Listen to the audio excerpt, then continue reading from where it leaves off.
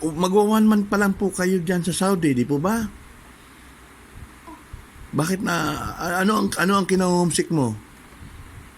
Sige lang ate, labas mo lang, sige, labas mo lang, walang problema, kikinig ako. May kina-homesick mo? Mabili po. Family. First time mo ba mag-abroad? Dito, sir. Opo. Taga saan ka ba sa Pilipinas? Cavite po. Cavite. Ilan ba ang anak mo?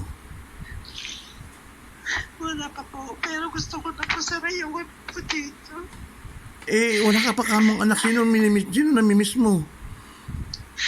Yasawa na po ako, sir. Pero wala pa kayong anak.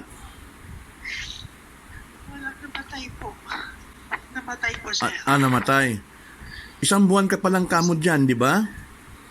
Opo. Saan ka sa Saudi? Po. Bisya po. Bisya. Kaya mo. Hindi ko po kaya, sir. Gusto na po umuwi.